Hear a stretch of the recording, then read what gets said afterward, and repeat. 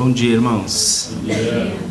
Tudo bem? Como já foi apresentado inicialmente, eu quero agradecer a oportunidade de estar aqui com vocês, agradecer pelo convite. Já conheço alguns dos irmãos, já nos vimos em alguns lugares, escola, mercado, né? Já vi o irmão que fez aniversário, a Gênesis, isso, já nos vimos algumas vezes, sua esposa. É uma alegria estarmos aqui, estamos nos acostumando. É um pouco difícil se acostumar com o calor, é muito calor. Então é complicado para a minha família, suamos demais, enfim, mas estamos a nos adaptar. Estamos aqui há 7 meses para cooperar com o Evangelho de Jesus, como tem sido dito aqui, no desejo de que a Igreja de Jesus cresça, o Reino de Deus cresça. Sabemos que Viana já tem se tornado um pouquinho mais multicultural, pessoas de toda parte aí chegando, bastante brasileiros, mas também alcançando o povo dessa terra e sonhando com líderes, pastores que surjam também no seio da igreja portuguesa. Então estamos a cooperar ali na Surf Church Viana. Então muito obrigado por estarmos aqui. Vou partilhar hoje no dia que é encerramento de missões nacionais, não é isso? Um culto também que é bastante familiar. Fui da igreja da denominação batista toda a vida e nos últimos 14 anos também como pastor de igreja.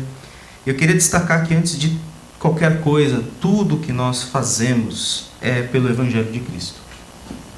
Nós estamos aqui por causa da cruz de Jesus, não é isso? Colossenses capítulo 2, versos 13 e 14, diz lá que havia um escrito de dívida que era contrário a nós. E esse escrito de dívida, ele foi rasgado e pregado na cruz. E então ali Jesus, ele triunfou sobre principados e potestades, e dizendo e proclamando ao mundo inteiro naquela frase, está consumado, que não há mais dívida sobre a nossa culpa penal diante de Deus, porque Jesus pagou tudo. Então quando vamos fazer uma oferta missionária, nós não fazemos para ganhar qualquer mérito para Deus, diante de Deus, não é? Não fazemos para então a gente ter uma bênção. Não fazemos para Deus responder aquela oração difícil que a gente está querendo alguma coisa, não é? Ou para nós alcançarmos alguma justiça e sermos mais santos e sermos mais puros. Essa toda é a lógica da troca, é a lógica da barganha. E nós compreendemos que fomos aceitos pelo sacrifício de Jesus perfeito, que cumpriu toda a justiça. E somos aceitos pela graça de Deus. E portanto é o transbordar da graça de Deus que nos leva a termos a visão de Cristo Jesus, da doação, da generosidade, da oferta e assim por diante. Então, nós vamos pensar em missões nacionais. Não tem como nós não partirmos deste fato de que é a graça de Deus que nos move. É o fato de que nós já recebemos tudo o que precisávamos em Cristo Jesus. E toda vez quando se fala em mexer em qualquer bolso, é sempre difícil, não é? Pensar no bolso, pensar no dinheiro. E outra, você sai da sua casa, né, numa manhã fria, vem aqui para receber aquela palavra acalentadora para o seu coração. Oferta missionária. Por favor, não é? Vou ficar em casa comemorando o título do Flamengo, como disse o irmão Leopoldo, não é isso? Mas nós precisamos, de fato, aprender mais e mais o valor da generosidade. E lembrarmos que, quando nós pensamos em semear, não só por orações, mas também por ofertas, o que Deus está realizando neste mundo, tudo o que fazemos é pela graça que já recebemos. Fazemos por causa do Evangelho e por tudo que Ele já nos trouxe, por tudo que já ganhamos em Cristo. Somos filhos de Deus, justificados, perdoados. Somos o triunfo da cruz. Amém?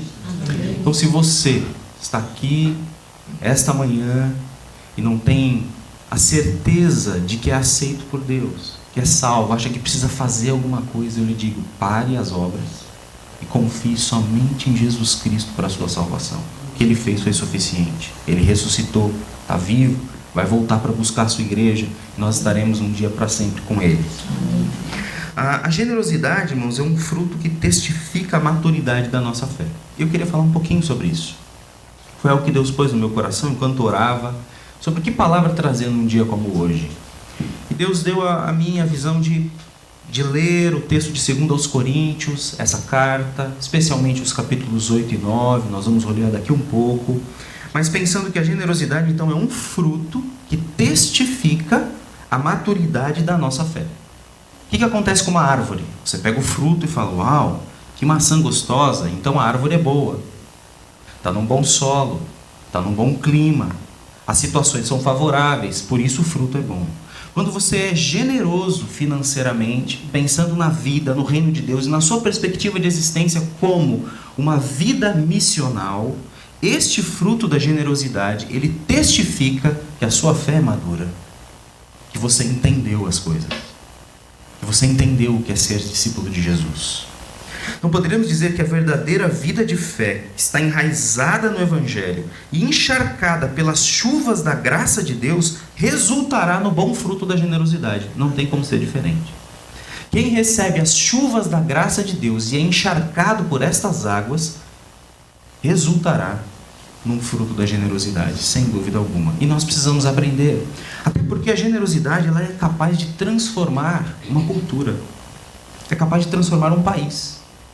Se nós estamos cá para abençoar este país, brasileiros aqui, que eu sei que tem muitos, portugueses, para abençoar esta nação, sem dúvida alguma que a transformação cultural com os valores do reino de Deus e do Evangelho, da Igreja de Jesus nesse país, sem dúvida que essa transformação passará pela generosidade.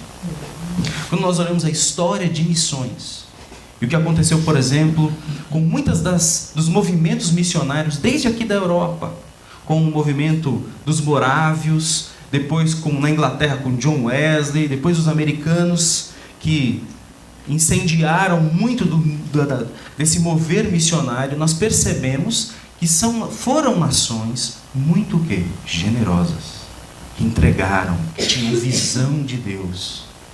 E o resultado é que se tornaram nações prósperas. Já pensou sobre isso?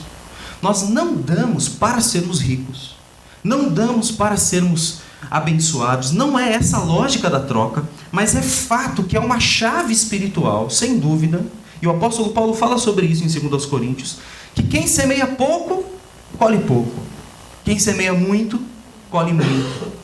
Então esse mistério espiritual ele existe de alguma forma. Com o coração certo, com o coração da doação, com o coração da graça de Deus, nós sabemos que quem semeia, colhe de diversas maneiras. Pode não ser financeiramente, mas há uma colheita.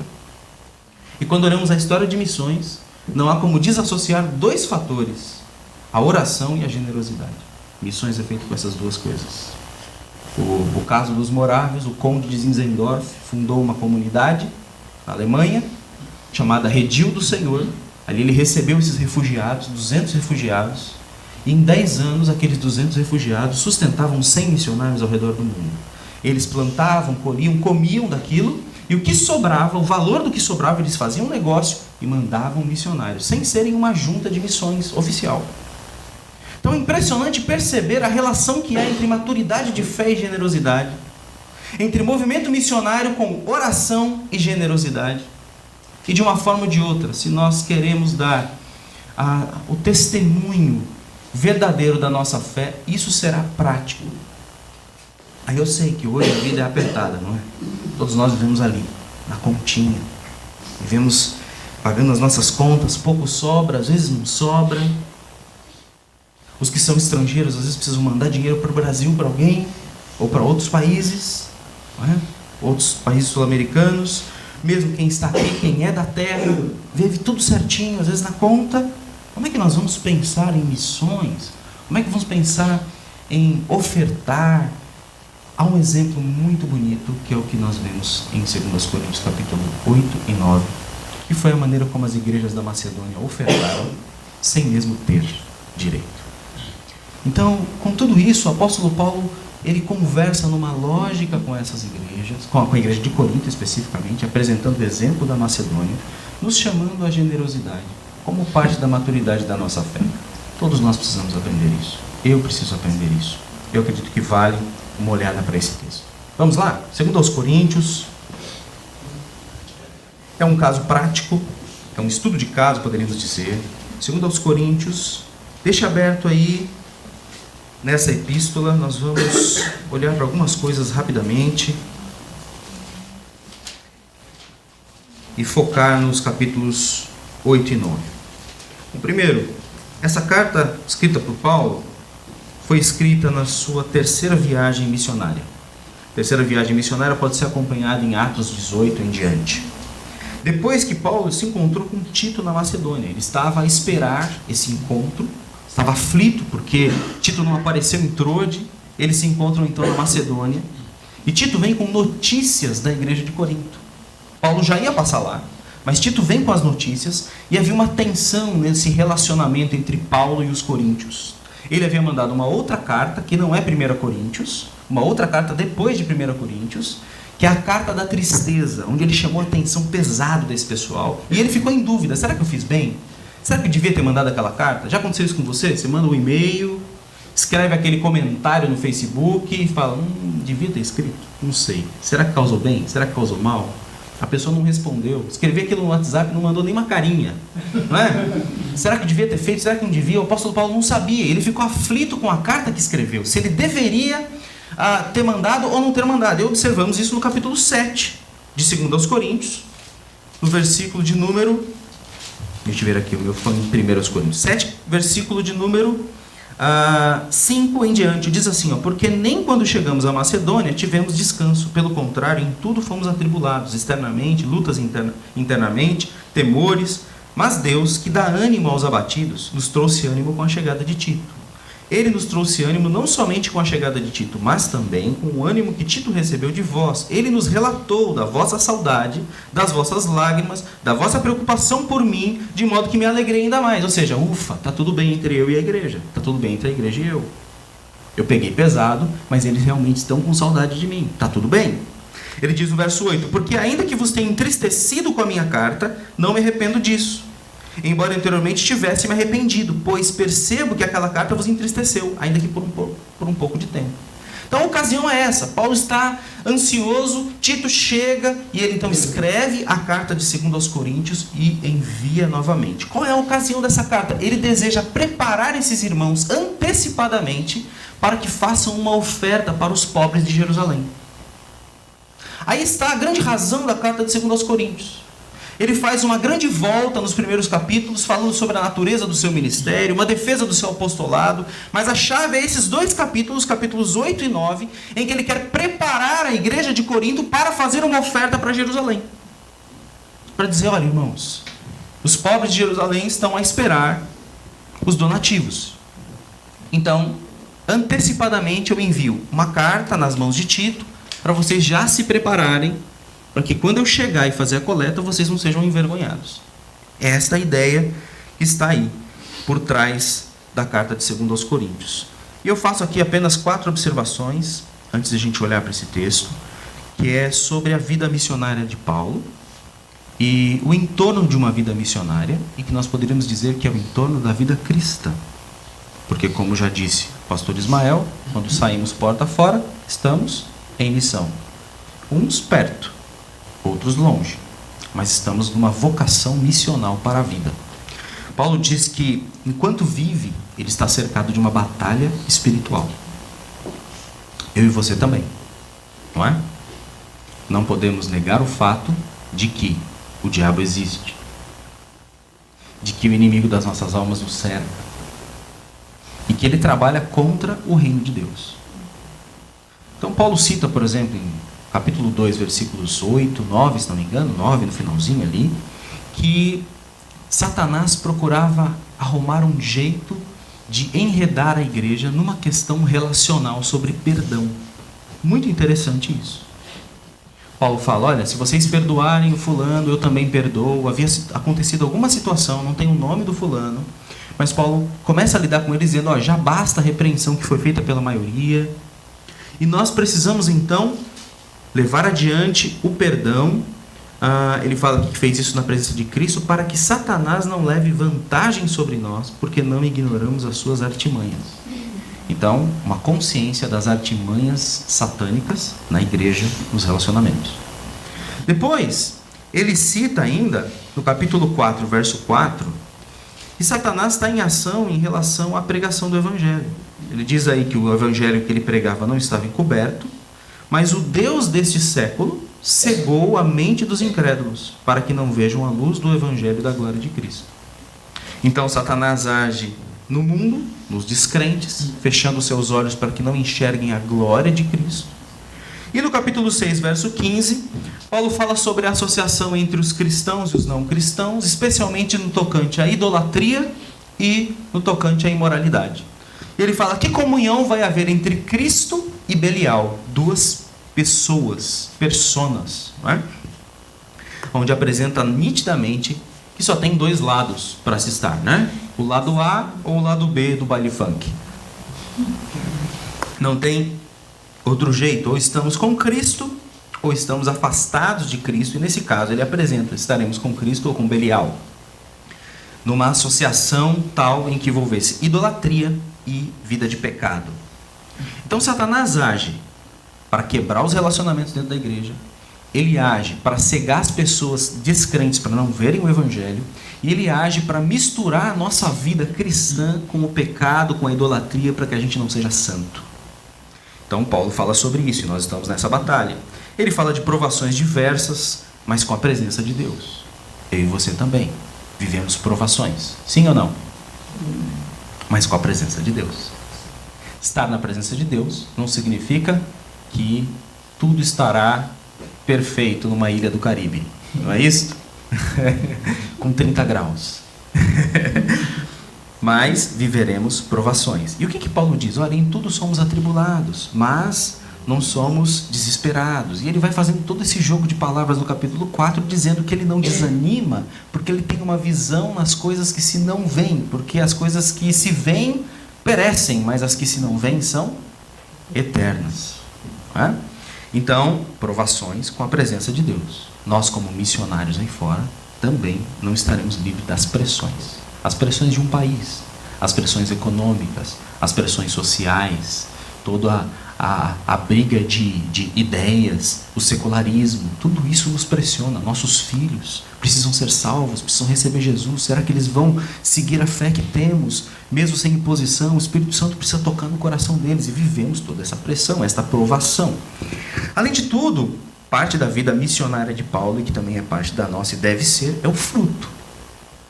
Mesmo com ações satânicas, com provações com a presença de Deus, havia fruto. Ele diz que os coríntios eram a carta de recomendação do ministério dele.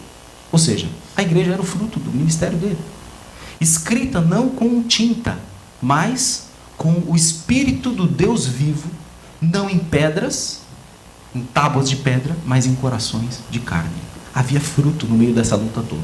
Eu e você, como missionários em Viana do Castelo, eu e você como vidas missionais em Portugal, nós também somos chamados a dar fruto. É o versículo tema, não é isso? Que diz lá em João capítulo 15, que Jesus nos chamou para darmos fruto, e que o nosso fruto permaneça. Então, é parte disso daí. É a palavra de Jesus da videira verdadeira, lá de João capítulo 15. E uma outra coisa muito interessante é o seu foco. Capítulo 2, verso 17. Capítulo 2, verso 17, Paulo diz assim, muito interessante esse versículo: porque não somos mercenários da palavra de Deus, como tantos outros, mas falamos em Cristo com sinceridade, da parte de Deus e na sua presença. E o capítulo 4, verso 5 diz: pois não pregamos a nós mesmos, mas a Jesus Cristo, Senhor, e a nós mesmos como vossos servos por causa de Jesus. O foco de Paulo era o quê? Cristo. A palavra de Deus e apresentar Jesus Cristo. Esses são elementos presentes na vida missional. Deve estar presente na minha e na sua, não apenas de Paulo, não apenas do pastor Ismael, não apenas de quem a gente envia para missões, como nós falamos aqui hoje, com as ofertas missionárias. Mas todos nós somos chamados e enviados por Jesus ao mundo. Então, a sua vida, não se esqueça, tem luta e tem batalha espiritual pesada, esteja preparado. Tem provação, mas a presença de Deus está com você. Tem fruto, vai ter fruto, não é? A gente trabalha, labuta, sol a sol, e vai ter fruto. E o foco, Cristo. Não perca o foco. Nós vivemos para Ele. Vivemos, nos movemos e existimos. Agora, eu destaco o que eu julguei aqui ser talvez o motivo principal da carta de 2 aos Coríntios. No capítulo 8, capítulo 9, a oferta que os coríntios levantariam para ser entregue à igreja pobre de Jerusalém. E eu faço um paralelo. Paralelo com as igrejas batistas que temos nesse país. Talvez elas poderiam ser para nós essa igreja pobre de Jerusalém. Então, perceber? Nós somos chamados a participar na ajuda dos santos, na ajuda dos cristãos, dessas missões. São pastores, são missionários, são obreiros, são pontos de pregação, são igrejas fracas, que precisam de quê? Socorro. E o que é que os cristãos em Jerusalém precisavam? Socorro. E é por isso que a igreja aos Coríntios e a igreja da Macedônia, Tessalônica, Filipos, fazem uma oferta com a visão de abençoar esse pessoal. Numa época em que não existia o WhatsApp para saber o que é que está acontecendo com o trabalho, não é? Não tinha o Instagram, os stories para ver, olha, minha oferta está lá, está acontecendo, o trabalho está bombando, aquela coisa toda. Não, eles não tinham como ver. Eles não tinham como perceber, mas eles confiavam primeiramente naquela equipe que fazia a coleta, Paulo, Tito, seus companheiros, e acreditavam que de fato o fruto da maturidade cristã é ser generoso, é abençoar, e que Deus vai fazer grandes coisas com a minha pequena semente que eu entrego. É isso que nós vemos aí. Então, há várias chaves aí que eu vou compartilhar numa leitura rápida, e não vou me demorar, porque eu quero vou acentuar alguns pontos enquanto fazemos a leitura, tá joia? Vamos lá, capítulo 8. Irmãos, quero que saibais como a graça de Deus foi concedida às igrejas da Macedônia. Olha aí, primeira coisa, irmãos, ofertar é visto como um sinônimo de graça. Eu quero que vocês saibam a graça que Deus deu para a Macedônia. Interessante. Pois a intensidade da alegria e a extrema pobreza deles transbordaram em riqueza de generosidade, e isso em dura prova de tribulação. Essa equação não faz sentido. A equação extrema pobreza mais intensidade de alegria já é um paradoxo. Quem é que vive com extrema alegria? Não, intensidade de alegria e extrema pobreza. É difícil isso aqui. É preciso o Espírito Santo, não é? Tem muito fruto do Espírito Santo, que é a alegria no coração. E tudo isso, em meio a muita tribulação, gerou uma riqueza de generosidade. Então, se nós temos alguma justificativa para dizer assim, eu não posso, eu não tenho como investir no reino de Deus. E eu estou aqui a dizer, vamos ampliar. Para além de junta, para além de um dia como hoje, mas para esta igreja, para o funcionamento da Igreja Batista de Viana do Castelo, que contribui com o reino, que contribui com o seu obreiro, o seu pastor, e com uma visão ampliada, global, do que Deus está fazendo no mundo. Se eu digo, não, eu não posso, eu não tenho condição, nós ficamos envergonhados diante das igrejas da Macedônia, que em meio à extrema pobreza tiveram intensidade de alegria, e tudo isso gerou riqueza de generosidade em muita tribulação. Ou seja, nós não temos motivos para não dar nada para o reino de Deus. Não temos. Vamos continuar. Porque posso dar testemunho de que deram de livre vontade. Olha aí, não é obrigado. Ninguém vai pegar você pelo colarinho e dizer, você tem que dar. Na medida dos seus bens, e até mesmo acima disso. Aqui Paulo dá um testemunho, é o que ele diz no início do versículo. Ele não vai falar para os coríntios darem além do que podem. Ao contrário disso, ele vai dizer para que haja igualdade, para que não haja extorsão. Mas o testemunho que ele dá da Macedônia é que eles deram acima do que eles podiam até. É só um testemunho. Pedindo-nos com muita insistência, esse pessoal, o privilégio de participar da assistência em favor dos santos. Ou seja, essa igreja que estava passando por todas essas tribulações e pobreza, eles pediram com insistência o privilégio de participar. A pergunta que fazemos é, que visão de reino de Deus é essa que esses camaradas tinham? No primeiro século? Que coisa incrível! E não somente fizeram o que esperávamos, outra chave aí, mas primeiramente deram a si mesmos ao Senhor e a nós pela vontade de Deus.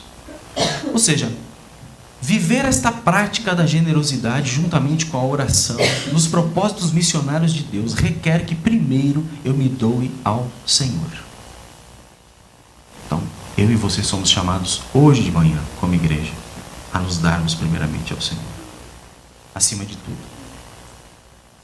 para depois sairmos por Viana do Castelo como crentes missionais. Vamos lá, versículo de número 6. De modo que pedimos a Tito que, assim como já havia começado, também completasse entre vós essa expressão de bondade. Essa expressão vai repetir-se. Portanto, assim como tendes transbordado em tudo, em fé, em palavra, em conhecimento, em toda preocupação, no amor que temos despertado em vós, vede que também transbordeis nessa expressão de bondade. Então, ofertar é uma expressão de bondade. Não digo isso como quem dá ordens, mas para provar a sinceridade do vosso amor, mediante a comparação com a dedicação de outros. Isso parece até um pouco desleal, né? Olha, eu quero provar se vocês amam mesmo, comparando com os macedônios. Parece esquisito isso que Paulo diz. Mas, de fato, o amor não é um sentimento romântico ou uma ideia teórica.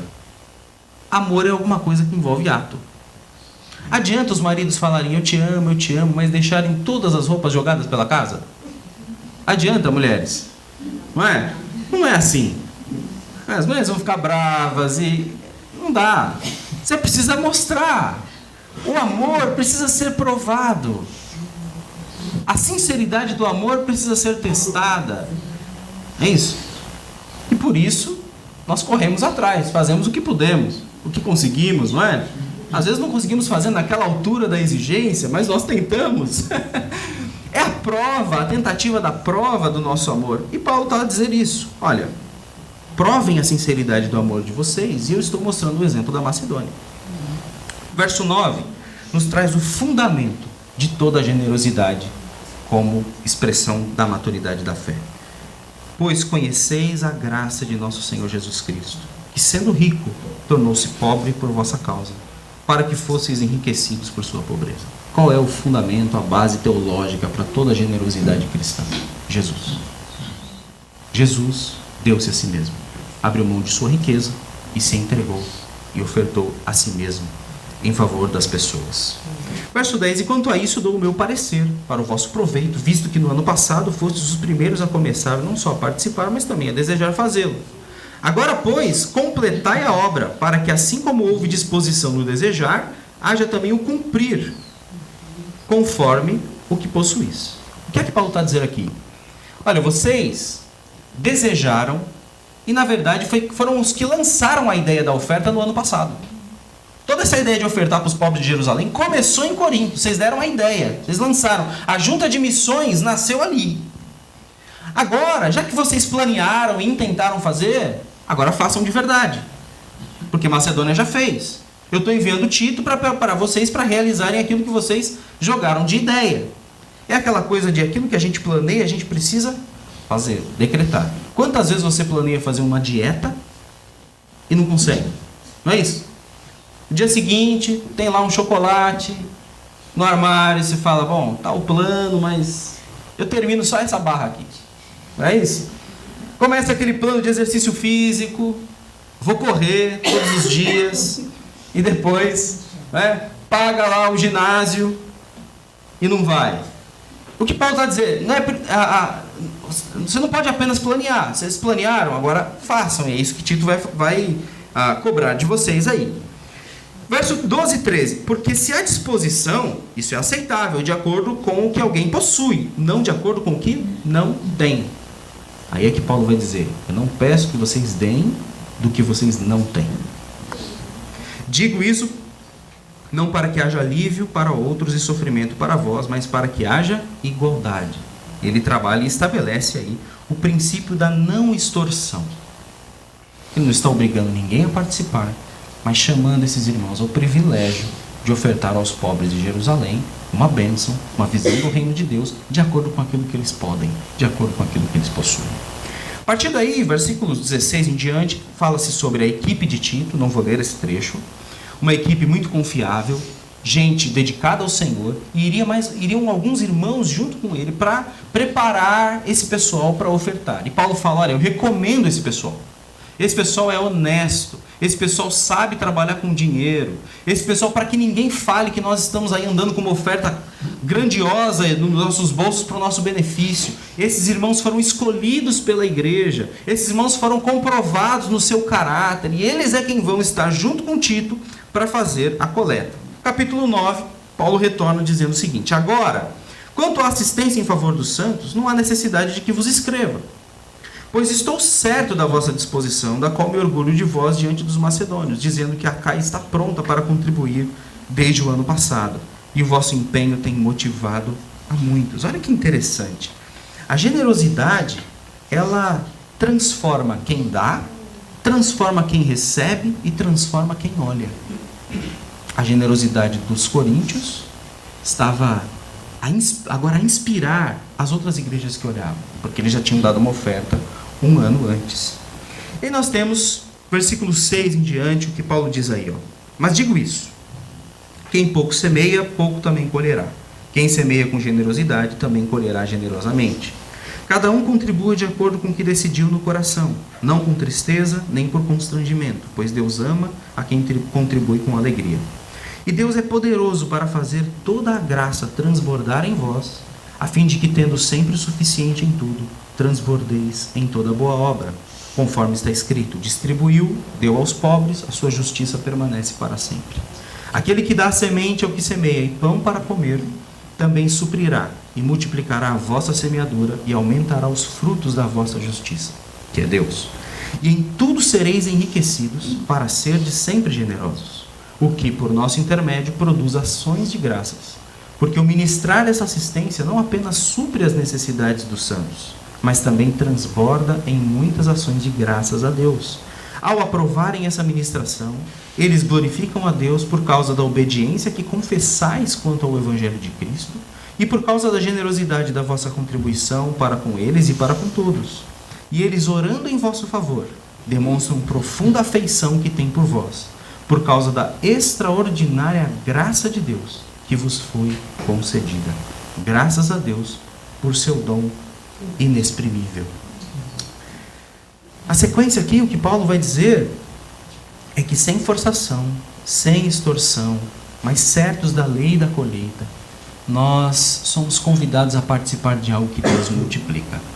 Multiplica na nossa vida, multiplica na vida de quem recebe e que inspira as pessoas que estão ao nosso redor. A cultura da generosidade, é como eu disse, é capaz de mudar uma família, é capaz de mudar uma igreja, é capaz de mudar uma cultura, uma nação. Quando somos uma cultura voltada para si mesma, que fecha as mãos, nós transmitimos isso aos nossos filhos, que seguem por uma cultura secularizada e egoísta, e o que será deles? No entanto, a história das principais nações que envolveram-se com missões, elas deixaram um legado de transformação cultural, de homens de negócios, de grandes empresas que tiram o dinheiro do bolso e entregam para causas nobres, para pobres, para crianças, para obras missionárias. E o que acontece? De alguma forma isso se multiplica, isso volta, são pessoas prósperas. Eu conheço pessoas muito prósperas no reino de Deus e que o são, muito provavelmente, porque são pessoas altamente generosas com a obra missionária. Quando vim para cá, nós, no culto como é que fala o nome? Culto de envio da nossa igreja, na PIB de Piracicaba, foi num domingo à noite.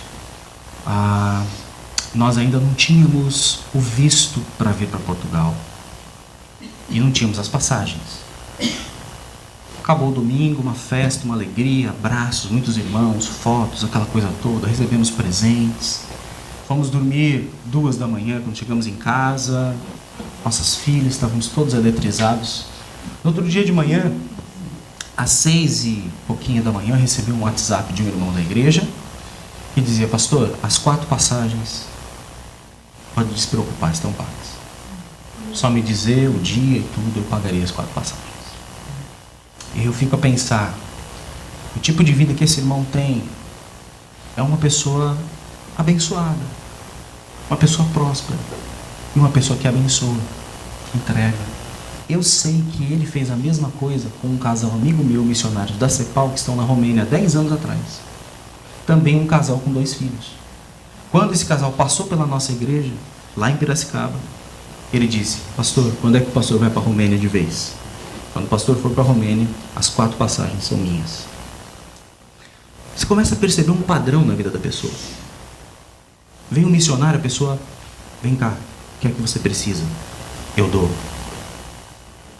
Começa a reparar que o resultado da vida dessa pessoa começa a ser uma colheita também diferente. Ela não faz para ganhar, ela não faz para ficar rica, mas ela é abençoada porque dá.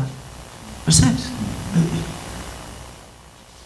Poderia citar alguns outros casais também da nossa igreja que nos abençoaram para estarmos aqui hoje e fazermos as primeiras compras das coisas, enfim, que até nos emocionamos, pensamos nessas coisas. Nós estamos aqui entre brasileiros, portugueses. Há outras nações mais aqui na igreja? Não? São brasileiros e portugueses. África do Sul também.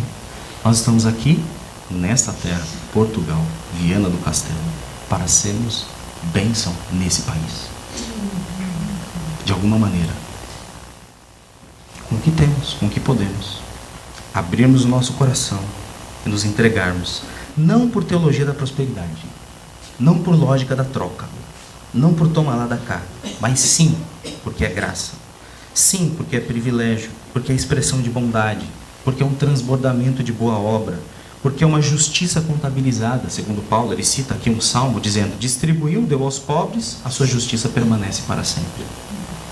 É por obra de fé, porque sabemos que Deus vai multiplicar. É por um novo propósito para a própria riqueza, porque ele diz que em tudo sereis enriquecidos para ser de sempre generosos. Ou seja, Deus dá dinheiro para que a gente seja generoso. E quando o crente entende isso, isso aqui vira uma revolução. Confissão de obediência do Evangelho. Aqueles que receberiam iriam dar graças a Deus e agradecer pela confissão obediente ao Evangelho que os coríntios tiveram. Ou seja, nós expressamos a nossa confissão de obediência ao Evangelho quando ofertamos. Multiplicação de ações de graças, porque quem receberia a oferta iria dar graças, glória, louvor a Deus e tudo mais, por causa dessas ofertas. E ele termina mais uma vez da forma como ele começa o capítulo 8, versículo 1. Capítulo 9, versículo 15 e 14, ele fala que nós, aliás, no caso dos coríntios, tinham recebido extraordinária graça de Deus. Graças a Deus por seu dom inexprimível. Veja só então o quanto a graça de Deus é algo prático. Não é alguma coisa assim, uma ideia, um sentimento só. A graça de Deus é aquilo que Ele põe na nossa mão, na nossa mesa todos os dias e que nós podemos partilhar com pessoas. Então, cheios da graça, nós podemos levar isso adiante. A generosidade é um fruto que testifica a maturidade da nossa fé. E a verdadeira vida de fé, então, enraizada no Evangelho, encharcada pelas chuvas da graça de Deus, resultará no bom fruto da generosidade. Ela vai transformar, essa generosidade, quem dá, quem recebe e quem observa. Cria uma nova cultura. Portanto, isso deve começar em nós. Parte da transformação espiritual que de repente queiramos ver em nossa casa, em nossa cultura, em nosso país, agora aqui é nosso país, passará pela generosidade especialmente daqueles que são discípulos de Jesus. E os nossos filhos estão a nos observar. As nossas crianças estão a nos observar, nossos adolescentes. Que visão temos do reino, de missões, dos domésticos da fé, dos pobres, dos obreiros, dos pastores? Há muitos pastores nesse país que não podem ser pastores de tempo integral. Eles precisam trabalhar ao mesmo tempo em que são pastores, porque as igrejas não têm condição de sustentar. Não é? Então, são situações. Então, certamente que a mudança começa conosco, e o meu chamado então a cada um de nós é o que Paulo disse. Porque ele enviou a carta pela mão de Tito?